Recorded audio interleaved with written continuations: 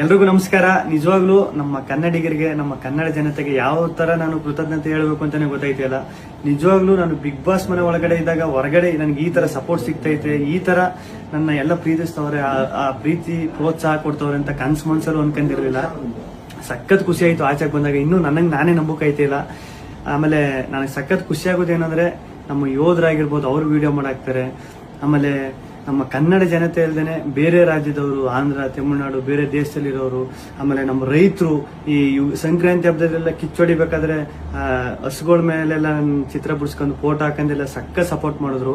ಆಮೇಲೆ ನಮ್ಮ auto drivers stickers ಎಲ್ಲ ಹಾಕೊಂಡು, ಆಮೇಲೆ ಪಾಪ ಈ ಟ್ಯಾಟೋ ಹಾಕೊಂಡು ಅವ್ರು ಯಾರು ಅಂತಾನೆ ಗೊತ್ತಿಲ್ಲ ಪಾಪ, ಟ್ಯಾಟೋ ಎಲ್ಲ ಹಾಕೊಂಡು ಅಷ್ಟೊಂದು ಪ್ರೀತಿ ತೋರಿಸಿದ್ರು. ಒಬ್ರು ಇಬ್ರು ಅಂತ ಹೇಳೋಕ್ಕಾಗೋದಿಲ್ಲ, ಚಿಕ್ಕ ಮಕ್ಕಳಿಂದ ಹಿಡಿದು ದೊಡ್ಡವ್ರವರೆಗೂ ಅಷ್ಟೊಂದು ಪ್ರೀತಿ ಪ್ರೋತ್ಸಾಹ ಕೊಟ್ಟು ಈಗಲೂ ಕೊಡ್ತಾ ಇದ್ದೀರಿ. ನಿಜವಾಗ್ಲೂ ನಾನು ಬದುಕಿರೋವರೆಗೂ ಇನ್ನೊಂದು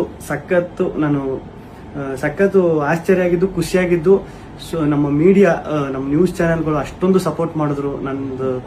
ಆಮೇಲೆ ನಮ್ಮ ಸೋಷಿಯಲ್ ಮೀಡಿಯಾದಲ್ಲಿ ನಾನು ನಿಜವಾಗ್ಲೂ ಒಂದೇ ಒಂದು ನನ್ನ ಬಗ್ಗೆ ಒಂದು ನೆಗೆಟಿವ್ ವಿಡಿಯೋ ಆಗಲಿ, ಒಂದು ಟ್ರೋಲ್ ವಿಡಿಯೋ ಆಗಲಿ ಸತ್ಯವಾಗ್ಲೂ ನೋಡಿಲ್ಲ.